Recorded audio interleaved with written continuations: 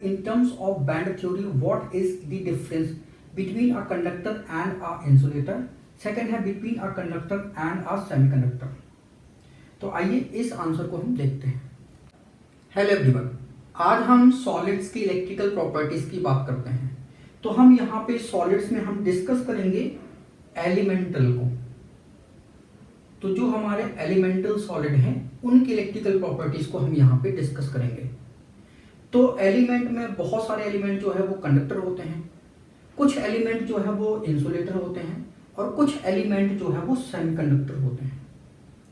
तो देखो जरा, जो एलिमेंट हमारे मेटल्स होते हैं वो तो कंडक्टर की कैटेगरी में आते हैं. तो हमारे सारे के सारे मेटल्स जो है वो कंडक्टर होते हैं. जो हमारे नॉन मेटल्स होते हैं वो हमारे कैसे होते हैं, इंसुलेटर होते हैं.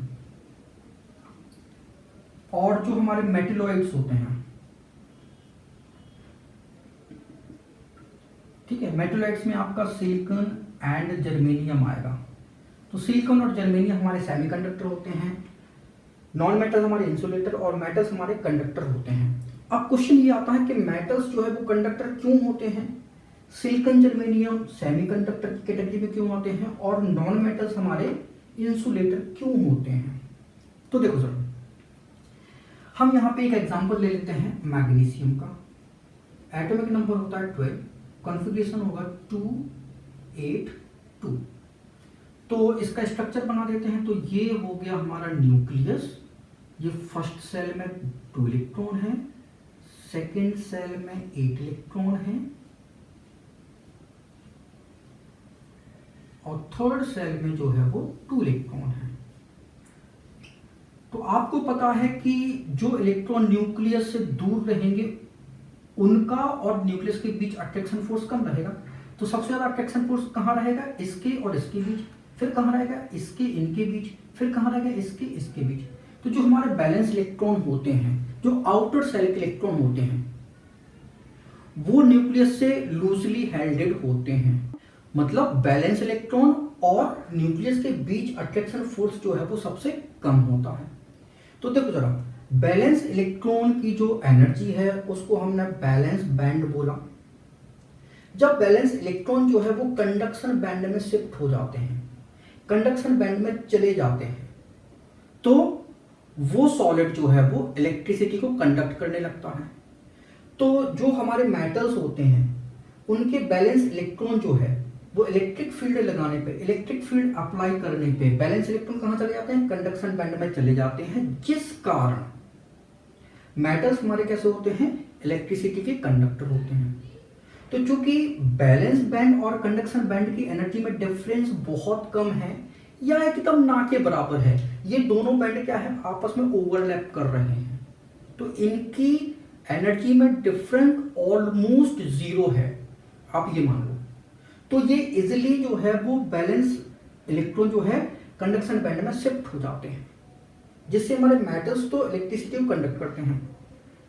जो हमारे नॉन मेटल्स होते हैं वो इंसुलेटर क्यों होते हैं, क्योंकि जो हमारे बैलेंस इलेक्ट्रॉन है, जो बैलेंस बैंड है और कंडक्शन बैंड है, इनकी एनर्जी में डिफरेंस बहुत ज्यादा है और ये डिफरेंस को हम क्या बोलते हैं, फॉरबिडन गैप बोलते हैं.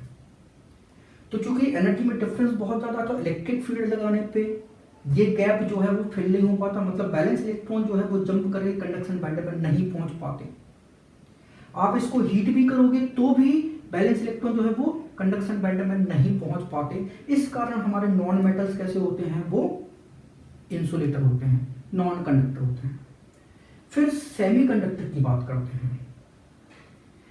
इनके जो बैलेंस इलेक्ट्रॉन है, तो इनका जो बैलेंस बैंड है और कंडक्शन बैंड है, तो यहाँ पे एनर्जी का गैप जो है वो कैसा होता है, वो मॉडरेट होता है. अब मॉडरेट गैप है तो इलेक्ट्रिक फील्ड लगाने पे इलेक्ट्रॉन जो है वो जंप करके यहाँ चले जाएंगे, या हीट करने पे इलेक्ट्रॉन जो है वो यहाँ से जंप करके यहाँ चले जाएंगे. थोड़ा मुश्किल होगी लेकिन हो जाता है. हीट करने पे, इलेक्ट्रिक फील्ड अप्लाई करने पे इलेक्ट्रॉन जो है वो जंप करके यहाँ चले जाते हैं. तो ये कैसे होते हैं, हमारे सेमीकंडक्टर हो जाते हैं. अब यहाँ पे टेम्परेचर इफेक्ट की बात करते हैं. टेम्परेचर बढ़ाने पे सेमीकंडक्टर की कंडक्टिविटी बढ़ती है. इंसुलेटर का तो कोई इफेक्ट ही नहीं होता।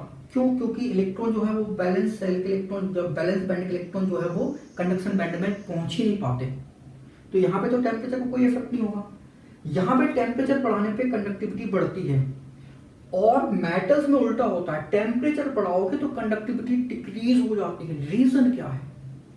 रीजन ये है कि यहाँ पे बैलेंस बैंड और कंडक्शन बैंड में एनर्जी का डिफरेंस कम है या ना के बराबर है, तो इजिली इलेक्ट्रॉन जो है यहाँ पे शिफ्ट हो जाते हैं और इलेक्ट्रिसिटी को कंडक्ट करते हैं। जैसे ही आप टेम्परेचर बढ़ाते हो तो होता यह है कि यहाँ के जो एटम है, यहाँ के जो मॉलिक्यूल है वो क्या होते हैं? वाइब्रेट होते हैं, और वाइब्रेट होंगे तो जो इलेक्ट्रॉन फ्लो हो रहे हैं उस इलेक्ट्रॉन फ्लो में क्या होगा? अवरोध पैदा होगा, जिस कारण मेटल्स का टेम्परेचर बढ़ाने पे उसकी कंडक्टिविटी डिक्रीज हो जाती है।